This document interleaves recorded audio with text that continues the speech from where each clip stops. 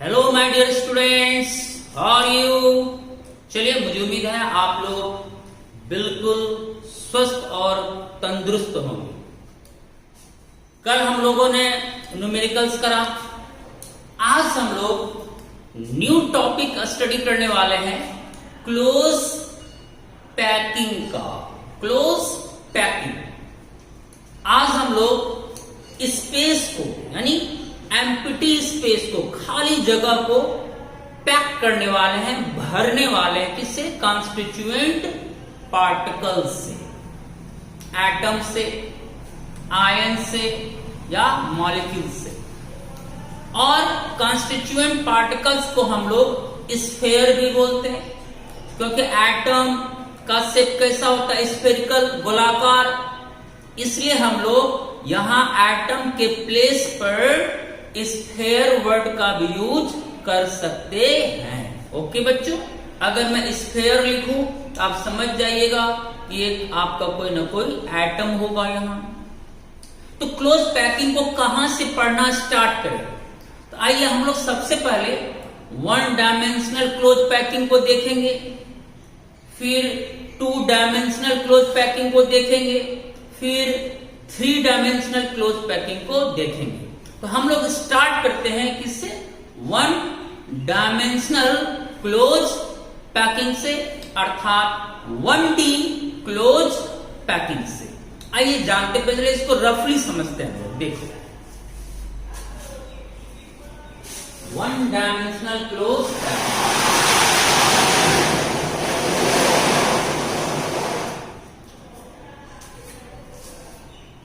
One dimensional close packing में spheres को horizontal रो में अरेंज किया जाता है, केवल एक डायरेक्शन में। वो डायरेक्शन होगा हॉरिजॉन्टल रो में। और जितने स्फेयर्स को आप हॉरिजॉन्टल रो में अरेंज करेंगे, वो सभी स्फेयर्स एक दूसरे के टचिंग में होना चाहिए, यानी कांटेक्ट में होना चाहिए। लाइक दिस, ऐसे।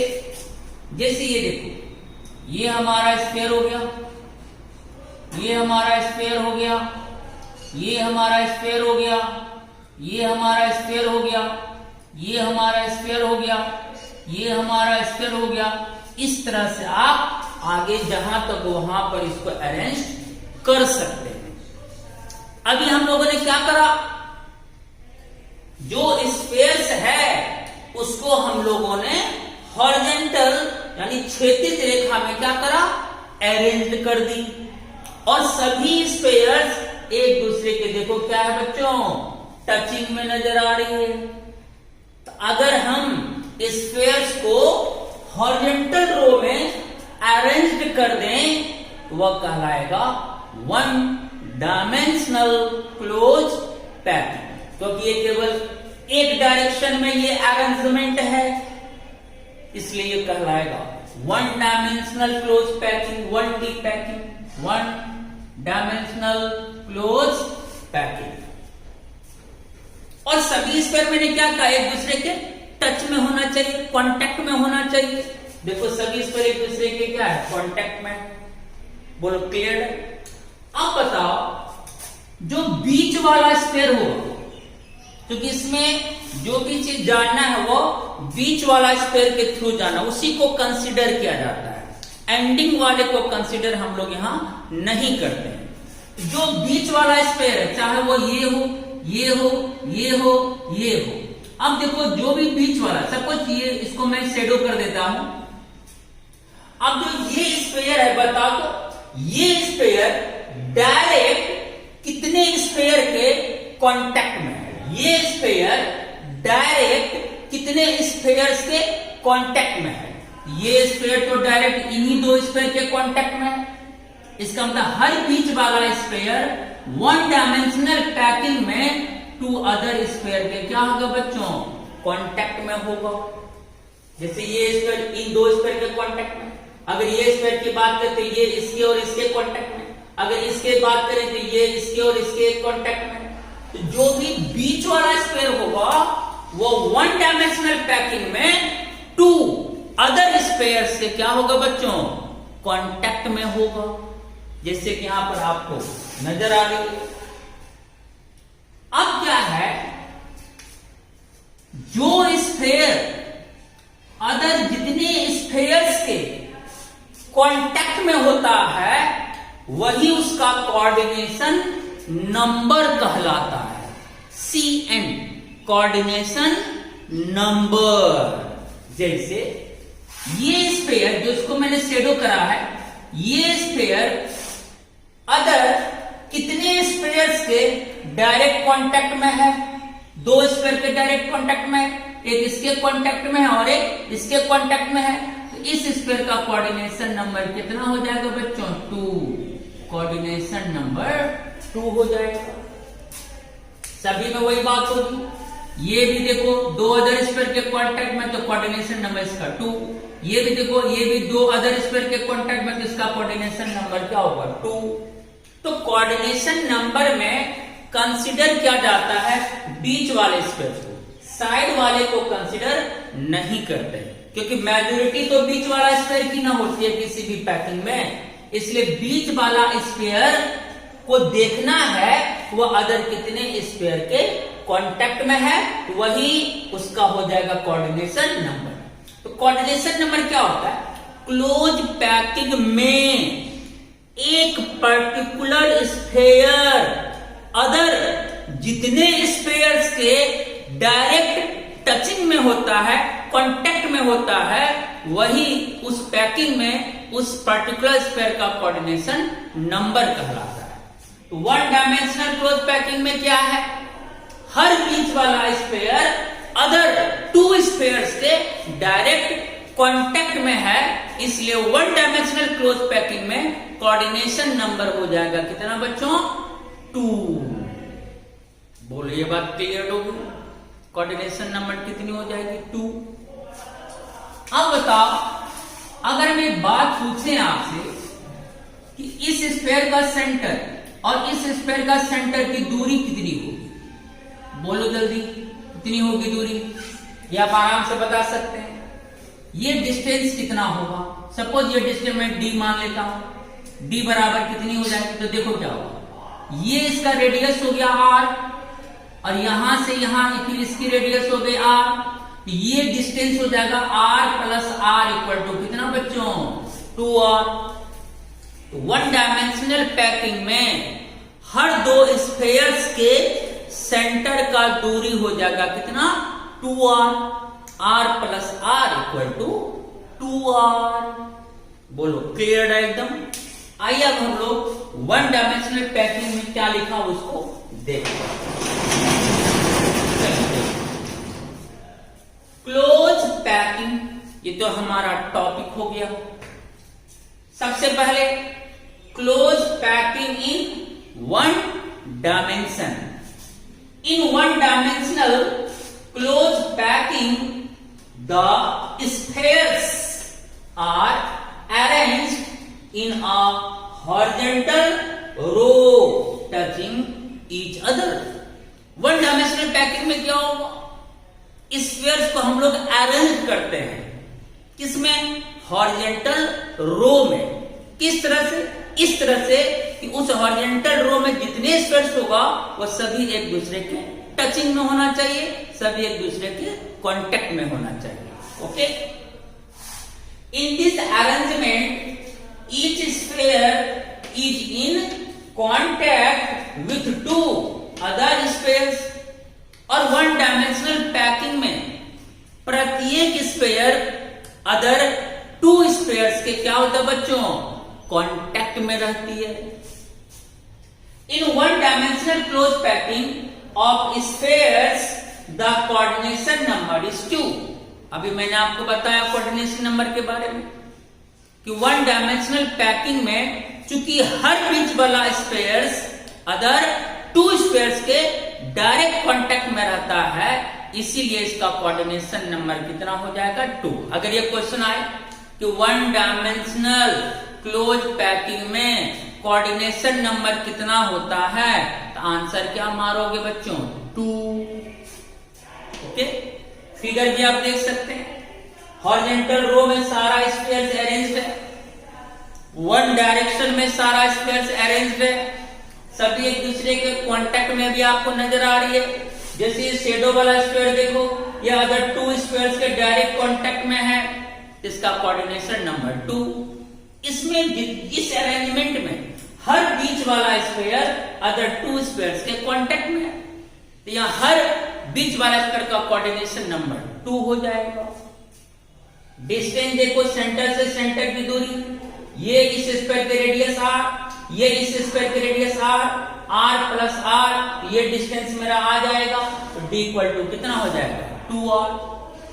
अब कोऑर्डिनेशन नंबर तो आपने जान ली कि क्या होती है, अब उसको मैंने यहां पर नीचे में एक बॉक्स में डिफाइन कर दिया। एनबी नोटाबिन में ही लिखा हुआ है कोऑर्डिनेशन नंबर, जिसको हम लोग सिंपली CN से भी रिप्रेजेंट कर सकते हैं। The number of the nearest spheres with which a particular sphere is in contact is called coordination number. एक पर्टिकुलर स्फेयर अदर जितने स्फेयर्स के डायरेक्ट कांटेक्ट में होगा वही उसका कोऑर्डिनेशन नंबर होगा। अगर कोई बीच में स्फेयर है, सपोज वो 4 स्फेयर्स के कांटेक्ट में है, तो उसका कोऑर्डिनेशन नंबर 4 होगा। अगर कोई बीच में स्फेयर है, वो अदर 6 स्फेयर के कांटेक्ट में है, तो उसका कोऑर्डिनेशन नंबर 6 हो जाएगा। इस तरह से तो जितने कोई भी पर्टिकुलर स्फेयर अदर जितने स्फेयर्स के डायरेक्ट टचिंग में होता है, वही उस पर्टिकुलर स्फेयर का कोऑर्डिनेशन नंबर कहलाता है। बोलो क्लियर हो गया कोऑर्डिनेशन नंबर क्या है? ओके, अब हम लोग आते हैं क्लोज पैकिंग इन 2 dimension, 2 dimensional close packing. Okay, चलिए इसमें क्या होगा, इसमें स्फेयर्स लंबाई में भी अरेंज्ड होगी, चौड़ाई में भी अरेंज्ड होगी, तब तो वो 2 डायमेंशनल पैकिंग कहलाएगा। तो आइए देखते हैं अब क्या है सेकेंड में 2 डायमेंशनल पैकिंग में क्या है देखो। जैसे ये आपका स्फेयर हुआ, इस तरह से पहले एक रो बना लो स्फेयर का, फर्स्ट रो, चलिए बना लिए, जितने मन हो बना सकते हैं आप। ये हो गया हमारा फर्स्ट रो,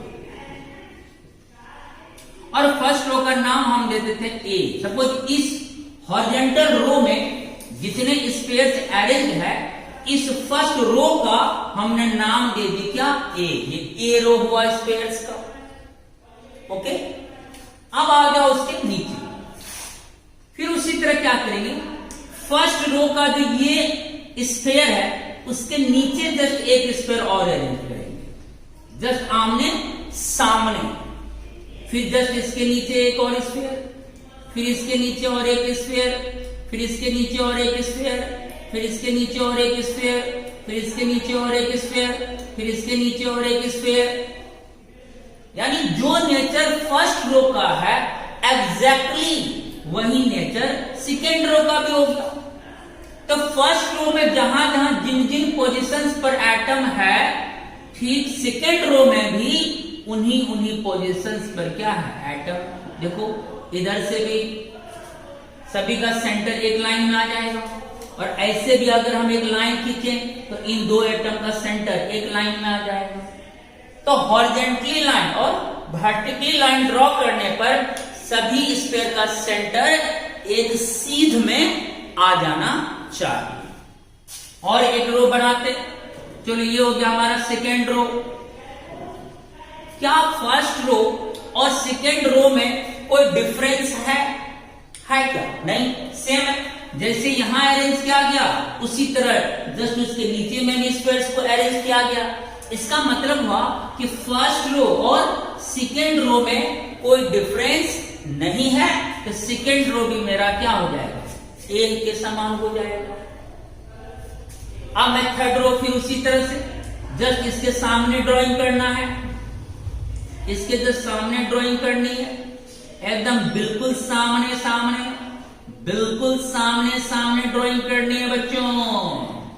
देखो देखो सबका एकदम मिल रहा है। वर्टिकली लाइन ड्राइंग करें तो देखो सबका सेंटर मिट कर गया। हॉरिजॉन्टली लाइन ड्राइंग करेंगे तो देखो सबका सेंटर उस लाइन पे आ गया। अब जो थर्ड रो आपने ड्रॉ करी वो भी बिल्कुल ऊपर वाले रो के जैसा ही हो गया, बिल्कुल सेम, कोई डिफरेंस नहीं है। यानी थर्ड रो का भी नाम क्या हो गया बच्चों? ए। थर्ड रो भी क्या हो गया? ए। यहां पर क्या है? यहां पर जो पार्टिकल्स, जो स्फीयर्स है, वो देखो लंबाई में भी अरेंज है, चौड़ाई में भी अरेंज है। ये कौन डायमेंशनल हुआ? 2 डायमेंशनल हुआ ना, केवल इसमें ऊंचाई नहीं है, हाइट भी है। लेंथ तो है, विड्थ है, 2 चीज है, 2 डायरेक्शंस में अरेंज है स्फीयर्स। ये हो गया आपका 2 डायमेंशनल पैकिंग। ये तो क्लियर हो गया। अब इस पैकिंग का नाम क्या होगा? क्लियर है, इजिली जान सकते इस पैकिंग का नाम हुआ कैसे, क्या हुआ, कैसा पैकिंग हुआ। कोई एक बीच वाला स्फीयर को कंसिडर करते हैं, कोई भी एक बीच, ये लो ये लो ये लो, एनीवन, कोई एक बीच वाला स्फीयर को कंसिडर कर लेते हैं। जैसे हमने इसको कंसिडर कर लिया, इसको मैं शेडो कर देता हूं। चलिए ये बीच वाला स्फीयर है।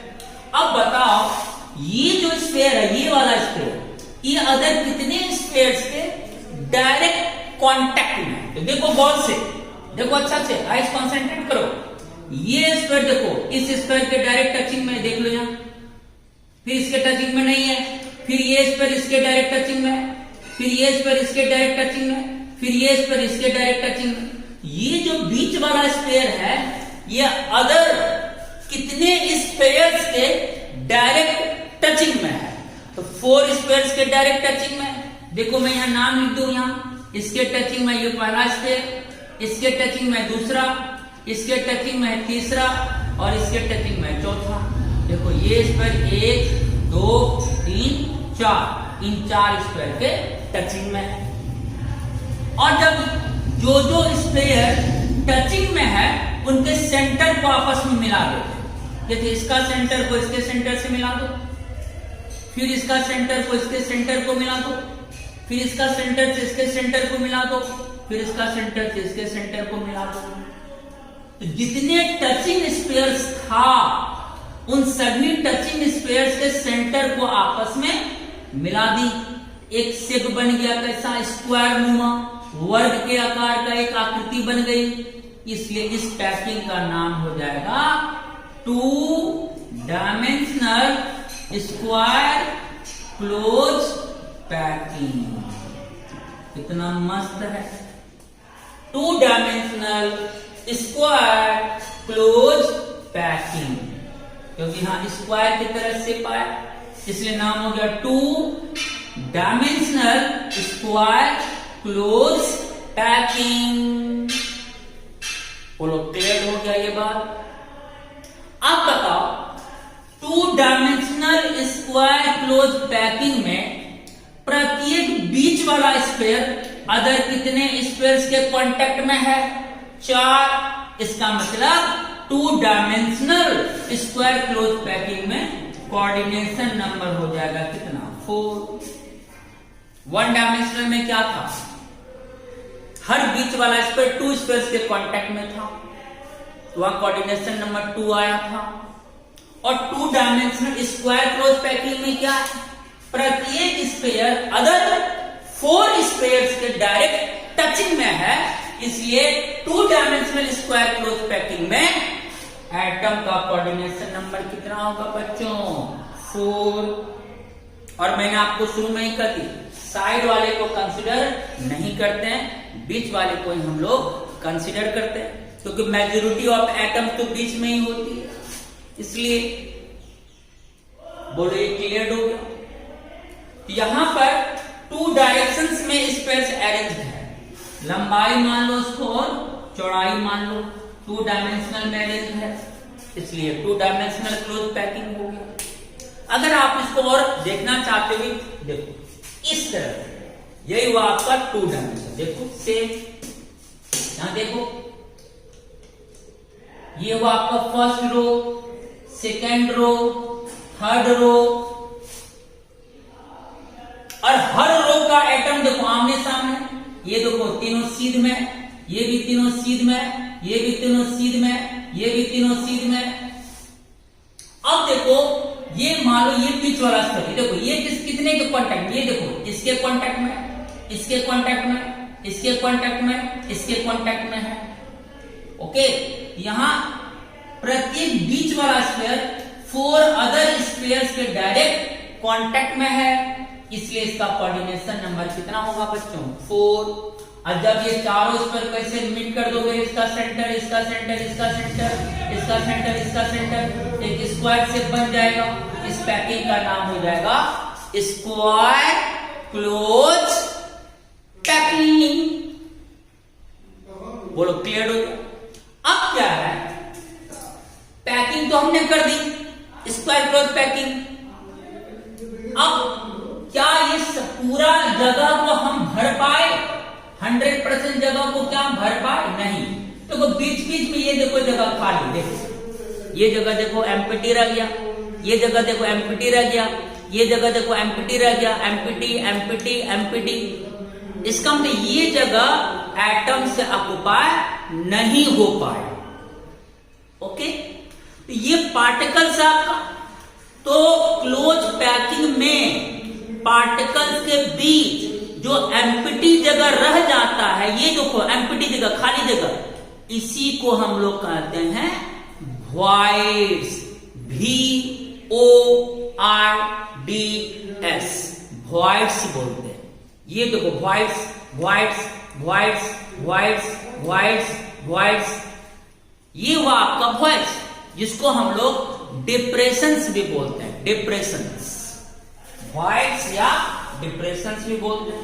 ऐसा भी देख सकते हो, इसका क्लोज पैकिंग ये भी हो गया, देखो ऊपर वाला फर्स्ट रो, नीचे वाला सेकेंड रो, दोनों रो का एटम आमने सामने है, इस तरह से।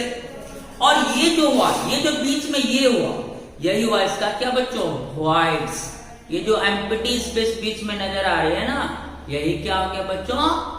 वॉइड्स। देख लो वॉइड्स। तो इंटर पार्टिकल स्पेस, पार्टिकल्स को जब हम लोग अरेंज करते हैं तो बीच बीच में जो एम्प्टी स्पेस होता है वही उसका कहलाता है वॉइड्स।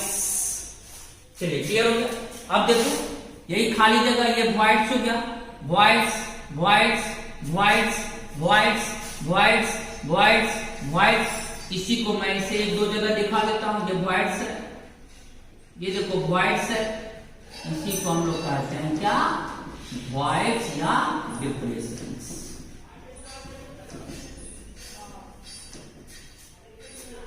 बोलो क्लियर हो गया? जब हमने इस जगह को स्फीयर्स से पैक्ट करा तो बीच बीच में ये एम्प्टी स्पेस बच गया। इसी एम्प्टी स्पेस खाली जगह को हम लोग क्या करते हैं बच्चों? वॉइड्स बोलते हैं। और इस पैकिंग का नाम स्क्वायर क्लोज पैकिंग पड़ा, क्योंकि जो टचिंग स्पेस है जब उसके सेंटर्स को हम लोग मिड करके मिलाते हैं तो स्क्वायर नुमा शेप देता है, इसलिए नाम हो गया इसका स्क्वायर क्लोज पैकिंग। और इसमें एटम का कोऑर्डिनेशन नंबर होगा 1 2 3 4, कोऑर्डिनेशन नंबर 4।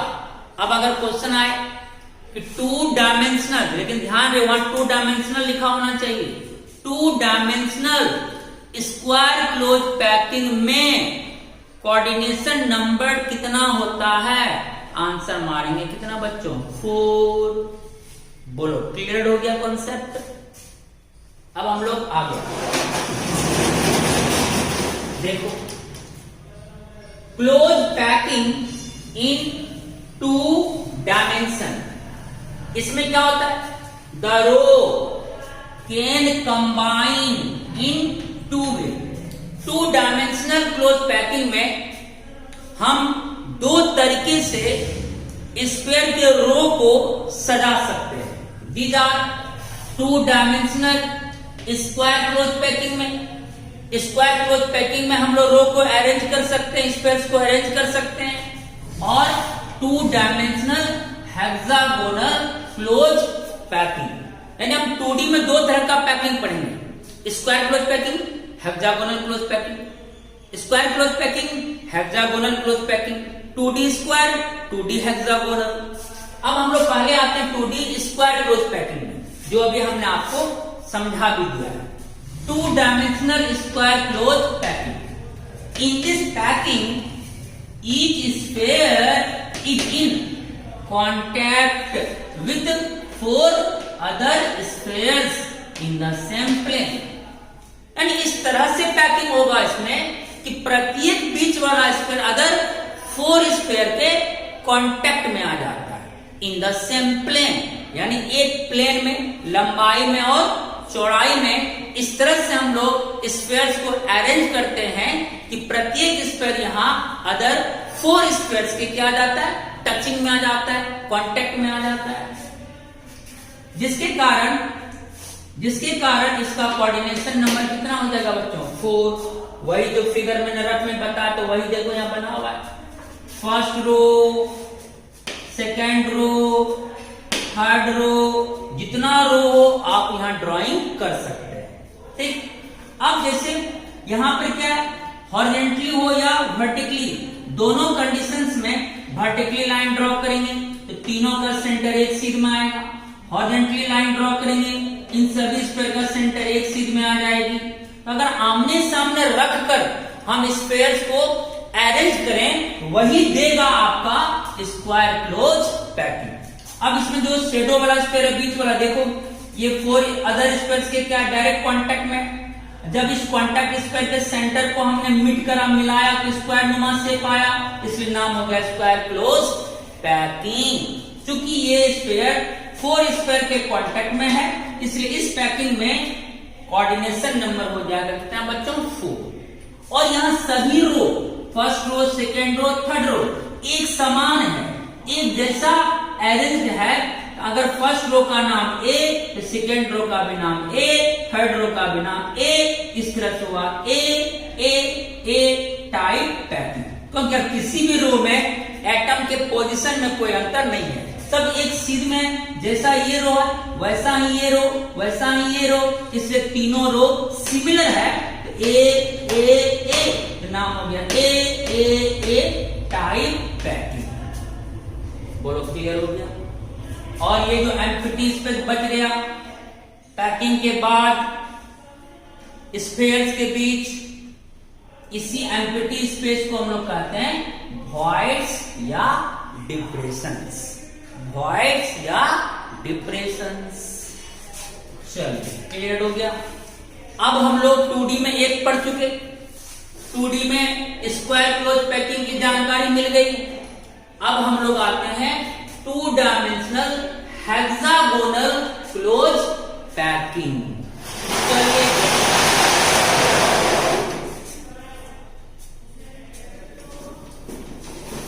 एकदम आसान है, 1D हो गया।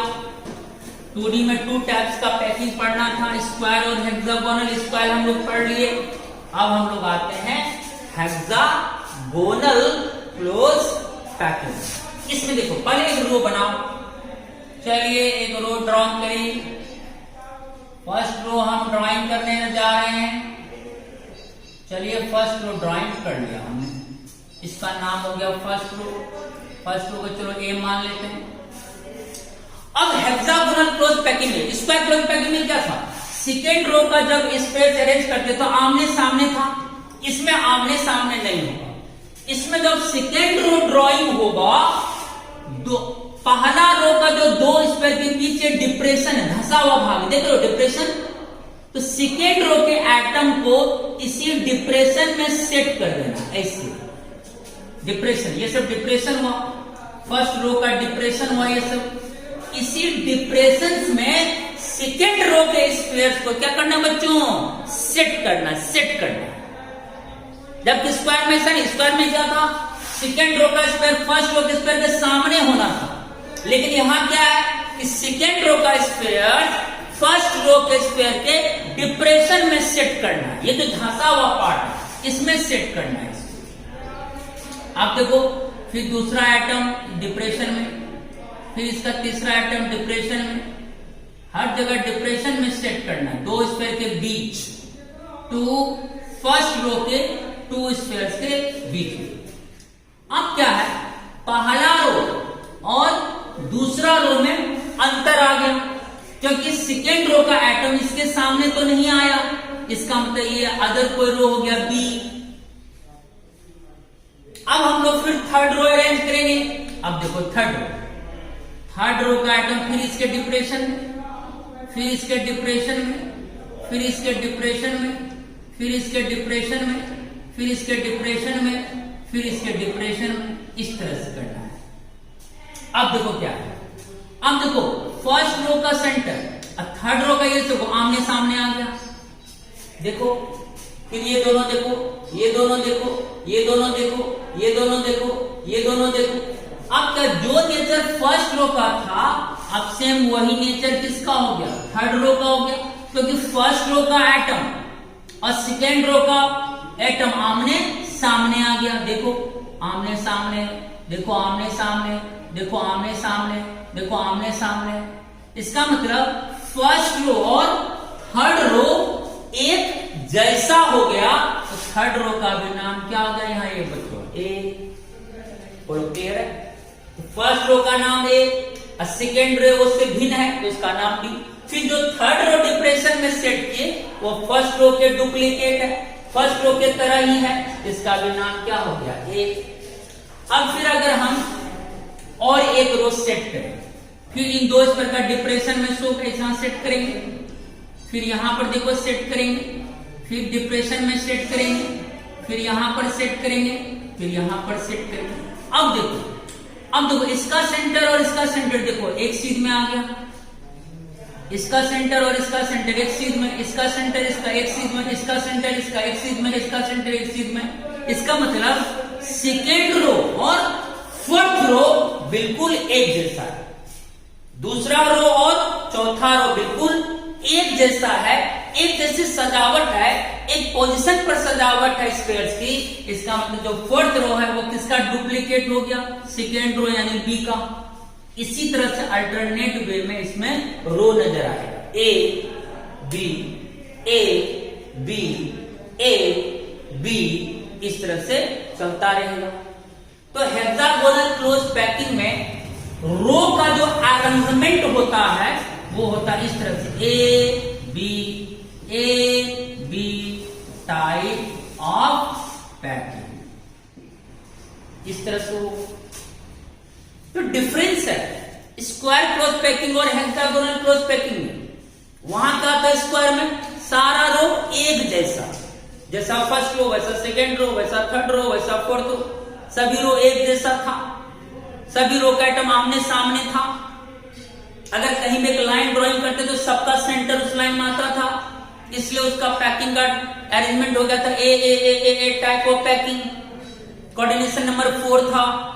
टचिंग स्फीयर के सेंटर को जो मिलाते तो स्क्वायर शेप आया था, तो स्क्वायर क्लोज पैकिंग। इसमें क्या है, फर्स्ट को ड्राइंग करा, सेकेंड रो का आइटम सामने में नहीं ड्राइंग करना है, फर्स्ट रो के दो स्फीयर के बीच जो डिप्रेशन उसमें सेट होता है, तो सेकेंड रो भिन्न हो गया। फिर जब थर्ड रो को मैंने डिप्रेशन में थर्ड अरेंज किया तो वह फर्स्ट रो के समान हो गया। फिर जब फर्स्ट रो को हमने थर्ड रो के डिप्रेशन में, फोर्थ रो के टैग को जब हमने थर्ड रो के डिप्रेशन में सेट किया वो सेकेंड रो के जैसा हो गया। इस तरह से अल्टरनेट आ गया इसमें, ए बी इस तरह से टाइप ऑफ पैकिंग। अब यहां क्या है देखो, कोई हम एक बीच वाला स्क्वायर ले लेते हैं, लाइक दिस ले लीजिए। अब देखो गौर से, ये जो शेडो वाला स्फीयर है, ये वाला देखो, ये डायरेक्ट कितने स्फीयर्स के कांटेक्ट में, टचिंग में है। देखो ये स्फीयर देखो इसके टचिंग में एक, यहां मैं नंबर दे दूंगा 1। देखो ये स्फीयर इसके भी टचिंग में, देखो यहां टच में है, इसका मैं नंबर दे दूं 2। फिर देखो ये स्फीयर इसके भी टच में, इसका नंबर दे दो 3। फिर ये स्फीयर इसके भी टच में, इसका नंबर दे दो 4। फिर ये स्फीयर इसके भी टच में, इसका नंबर दे दो 5। फिर ये स्फीयर देखो इसके भी टच में, देखो ये टचिंग में, देखो यहाँ टच में, इसका नंबर दे दो 6। तो हेक्सागोनल क्लोज पैकिंग में क्या हो रहा है, तो हर बीच वाला स्फीयर अदर 6 स्फीयर्स के कांटेक्ट में आ जाता है, टचिंग में आ जाता है। और जब हम इस सारे टचिंग स्पेयर के सेंटर को मिलाएं, देखो मिला रहे हैं सेंटर टू सेंटर, सभी टचिंग स्पेयर के सेंटर को मिला रहे हैं, तो बोलो कैसा शेप बना बच्चों? हेक्सागोनल। इसलिए इस पैकिंग का नाम हो गया हेक्सागोनल क्लोज पैकिंग। कितना मस्त हो गया हेक्सागोनल क्लोज पैकिंग। अब यहां देखो, इसमें जो आपका एटम्स है वो 2 डायरेक्शंस में अरेंज है, इस डायरेक्शन में अरेंज है और इस डायरेक्शन में अरेंज है, 2 डायरेक्शन में अरेंज है, इसलिए ये क्या हो गया 2D हेक्सागोनल क्लोज पैकिंग। अब बताओ इसमें प्रत्येक स्फीयर का कोऑर्डिनेशन नंबर कितना होगा? 6, क्योंकि यहां हर बीच वाला स्फीयर अगर 6 स्फीयर के देखो क्या बच्चों कांटेक्ट में आ जाता है, यहां कोऑर्डिनेशन नंबर हो जाएगा इस पैकिंग में कितना 6। 2D में कितना था कमेंट में लिखो, 2D में कितना था 2 coordination number, square close packing का 2D में कोऑर्डिनेशन नंबर 4 और 2D हेक्सागोनल क्लोज पैकिंग में कोऑर्डिनेशन नंबर 6 हो जाएगा। अब 2D में अगर क्वेश्चन आएगा 2D स्क्वायर क्लोज पैकिंग का coordination number 4, 2D hexagonal close packing का कोऑर्डिनेशन नंबर 6 और 1 डायमेंशनल क्लोज पैकिंग का कोऑर्डिनेशन नंबर 2, फटाफट आंसर मारना। चलिए क्लियर हो गया यहां पर, अभी कोई परेशानी नहीं है।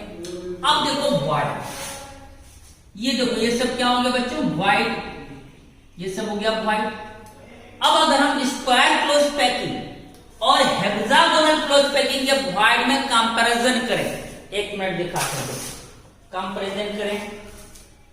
देखो ये कैसा हो, ये तो स्क्वायर है तो आमने सामने देख लो, ऐसे भी और ऐसे भी। ये हुआ स्क्वायर क्लोज पैकिंग में, इसका व्हाइट का देखो कैसा है, साइज देखो व्हाइट का, इतना बड़ा व्हाइट बना, इतना खाली जगह है, देख रहे हो। अब ये देखो, ये हुआ हेक्सागोनल का, क्योंकि हेक्सागोनल में क्या होता है फर्स्ट रो के स्क्वायर का जो डिप्रेशन होता है सेकंड रो का स्क्वायर वहां तो होता है, तो इन 2 स्क्वायर के बीच में ना ये स्क्वायर रखे, वही बात है, इन 2 स्क्वायर के बीच में ना ये स्क्वायर को हमने सेट किया। उसी तरह देखो इन 2 स्क्वायर के बीच में ना ये स्क्वायर को सेट किया। इसी तरह से अगर चलता रहेगा तो इसी तरह का ये पैकिंग देगा। अब देखो इसका व्हाइट देखो, इसका देखो व्हाइट देखो और इसका दोनों में कंपैरिजन करो, कहां छोटा व्हाइट है और कहां बड़ा व्हाइट है। देखो अच्छा से गौर से देखो, इसका व्हाइट देखो बीच में खाली जगह, देखो बीच में साइज देखो खाली जगह का, इसमें देखो साइज खाली जगह का। इसमें छोटा व्हाइट है कम जगह है, इसमें बड़ा व्हाइट है कंपैरेटिवली ज्यादा जगह खाली है। इसका मतलब हुआ जब हम हेक्सागोनल क्लोज पैकिंग करेंगे स्पेयर्स का तो बीच बीच में जो एम्प्टी स्पेस होगा वो बहुत छोटा होगा, और जब स्क्वायर क्लोज पैकिंग करते हैं तो बीच बीच में जो एम्प्टी स्पेस होता है खाली जगह वो कंपैरेटिवली बड़ा होता है। तो स्क्वायर क्लोज पैकिंग में ज्यादा एम्प्टी स्पेस होता है और हेक्सागोनल क्लोज पैकिंग में कम एम्प्टी स्पेस होता है। इसका मतलब हेक्सागोनल क्लोज पैकिंग में अगर खाली जगह कम है, इसका मतलब वहां एटम्स के द्वारा ज्यादा जगह को हमने ढका ऑक्युपाई करा, और स्क्वायर क्लोज पैकिंग में अगर ज्यादा जगह खाली है बड़ा वॉइड है, इसका मतलब स्पेस के द्वारा हम कम जगह को ढक पाए।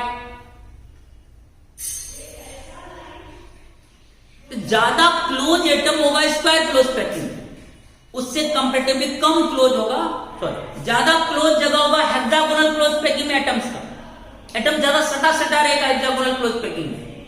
और स्क्वायर क्लोज पैकिंग में क्या होगा, एटम उसकी तुलना में कम जगह को छेदता है, इसलिए वॉइड कंपैरेटिवली क्या होता है, देखो बड़ा वॉइड है, ज्यादा जगह यहां बच गया है,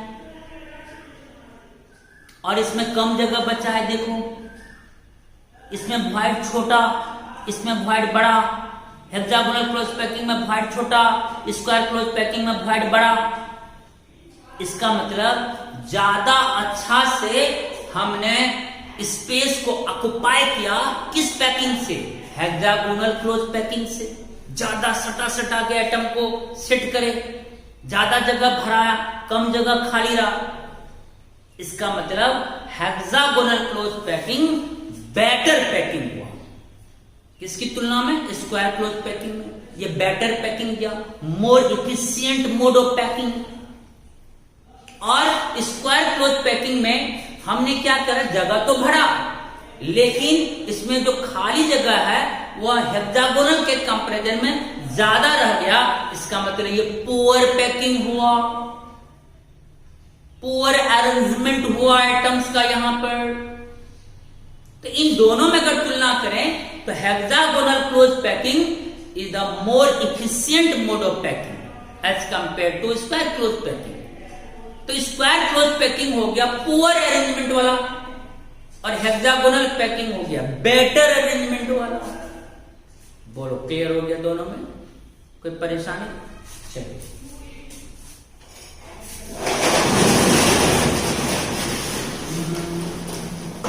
चलिए अब हम लोग इसको समझते हैं। व्हाइट जान लिया, 2 डायमेंशनल हेक्सागोनल क्लोज पैकिंग। इसे देखो मैंने यहां लिख दिया है 2 डायमेंशनल स्क्वायर क्लोज पैकिंग में क्या लिखा? Poor packing. क्योंकि यहां व्हाइट देखो ज्यादा बड़ा बड़ा है, व्हाइट ज्यादा बड़ा बड़ा खाली जगह दिख रहा है, और इसके कंपैरिजन में यहां देखो छोटा छोटा जगह खाली है। इसका मतलब यहां एटम ज्यादा क्लोज है, इसकी तुलना में यहां एटम ज्यादा क्लोज है, ज्यादा स्पेस हमने यहां ऑक्युपाई करा इस पैकिंग से, इसलिए बेटर पैकिंग हुआ। इसमें व्हाइट छोटा छोटा नजर आ रही है देखिए, इसलिए यहां लिख दिए बेटर पैकिंग, बेटर अरेंजमेंट हुआ एटम्स का यहां पर। Clear? in this case each sphere is in contact with 6 other spheres in the same plane। इसमें क्या होता है, ये ऐसा पैकिंग, ऐसा हमने स्फीयर का अरेंजमेंट करा कि हर बीच वाला स्फीयर अदर 6 स्फीयर के, देखो क्या बच्चों, कांटेक्ट में आ जाता है। और जब 6 स्फीयर के कांटेक्ट में आया और उस कांटेक्ट स्फीयर के सेंटर को आपस में मिलाया तो कैसा शेप दिया? हेक्सागोन, इसलिए नाम हो गया hexagonal close packing. This type of packing is called hexagonal close packing. अब देखो फर्स्ट रो का एटम्स और सेकेंड रो का एटम्स क्या आमने सामने है? बोलो बोलो बोलो, क्या ये एटम इसके सामने है? नहीं ना, इसका मतलब सेकेंड रो डिफरेंट हो गया तो नाम बी। फिर जब हमने थर्ड रो अरेंज किया, इन दो स्पेयर के बीच में यहां सेट होता है, आपको पता है डिप्रेशन में सेट होता है थर्ड रो का स्पेयर। तो देखो ये थर्ड रो का स्पेयर और फर्स्ट रो का स्पेयर देखो आमने सामने आमने सामने आमने सामने आमने सामने आमने सामने। तो फर्स्ट रो और थर्ड रो एक जैसा हुआ, इसलिए थर्ड रो का भी नाम ये हो गया। अब जब हम फोर्थ रो को यहां अरेंज कर रहे हैं थर्ड रो के डिप्रेशन में, अब देखो फोर्थ रो और सेकेंड रो का आइटम देखो आमने सामने आ गया। देखो इसका मतलब फोर्थ रो किसके जैसा हुआ? सेकेंड रो के जैसा हुआ, इसलिए फोर्थ रो का भी नाम क्या हो गया? बी। इस तरह से 2 डायमेंशनल हेक्सागोनल क्लोज पैकिंग में रो का अरेंजमेंट हुआ A B A B A B dot dot dot type of packing. बोलो क्लियर हो गया? अब कोऑर्डिनेशन नंबर तो आप यहां देख रहे हो, इस पैकिंग में प्रत्येक स्फीयर अदर 6 स्फीयर्स के कांटेक्ट में है, इसलिए कोऑर्डिनेशन नंबर क्या होगा बच्चों? 6 हो जाएगा। बोलो क्लियर? अब अगर पूछेगा कि स्क्वायर क्लोज पैकिंग और हेक्सागोनल क्लोज पैकिंग में which is more efficient mode of packing, which is better packing, answer मार दोगे hexagonal close packing is better packing. मैंने लिख भी दिया इनकी, hexagonal packing is more efficient mode of packing than the square close packing. बोलो clear हो गया? आइए इस पर हम लोग कुछ 2 मिनट क्वेश्चंस कर लेते हैं। चलो बच्चों 1 2 3 गो। बताओ 1 डायमेंशनल पैकिंग में हम लोग कितने डायरेक्शंस में स्पेयर्स को अरेंज करते हैं? बोलो 1 डायरेक्शन में हॉरिजॉन्टल रो केवल फॉर्म करते हैं, और उसमें प्रत्येक बीच वाला स्क्वायर कितने स्क्वायर्स के कांटेक्ट में होता है, जल्दी बोलो 2, इसलिए वन डायमेंशनल क्लोज पैकिंग में कोऑर्डिनेशन नंबर कितना होगा बच्चों 2। चलो क्लियर हो गया। अब आते हैं 2D में। 2D पैकिंग हम लोग दो तरीके से कर सकते हैं, 2D स्क्वायर और 2D हेक्सागोनल। स्क्वायर में बोलो क्या होगा, फर्स्ट रो सजाया, अब बोलो सेकेंड रो का एटम को डिफरेंट पोजीशन पर सजाओगे कि आमने सामने, जल्दी बोलो आमने सामने, ताकि हम ओरिएंटल लाइन खींचे और वर्टिकल लाइन खींचे तो उस लाइन में सभी एटम का सेंटर मिल जाना चाहिए। और जब आप स्क्वायर क्लोज पैकिंग करते हैं, हर रो के एटम को आमने सामने रखकर पैकिंग करते हैं, तो बताओ उसमें प्रत्येक स्पेयर अदर कितने स्पेयर्स के कांटेक्ट में आ जाती है, बोलो बोलो बोलो 4। इसलिए स्क्वायर क्लोज पैकिंग में कोऑर्डिनेशन नंबर कितना होगा बच्चों 4। बोलो क्लियर हो गया। अब आप 2D हेक्सागोनल क्लोज पैकिंग में, इसमें क्या होता है, फर्स्ट रो आपने सजाया, अब बताओ सेकेंड रो के एटम को सामने रखोगे कि फर्स्ट रो के डिप्रेशन में सेट करोगे, डिप्रेशन में सेट करोगे। और जब सेकेंड रो के एटम्स को आप फर्स्ट रो के डिप्रेशन में सेट करेंगे तो क्या फर्स्ट रो सेकेंड रो का एटम आमने सामने आएगी, नहीं, तो सेकेंड रो तो भिन्न हो गया, तो उसका नाम दे दो B।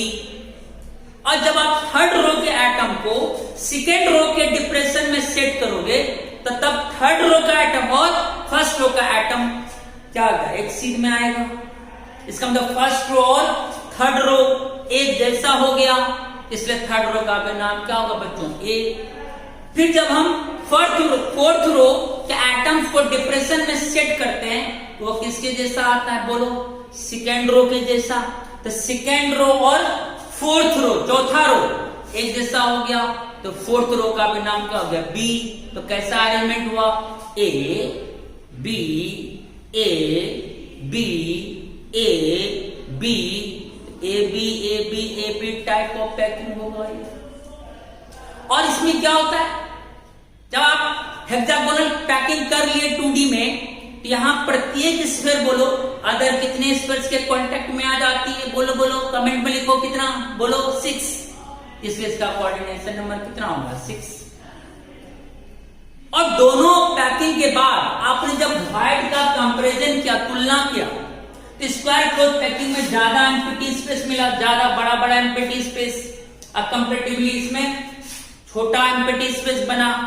इसका मतलब यहां पार्टिकल ज्यादा क्लोज्ड है, कंपैरेटिवली यहां दूर है।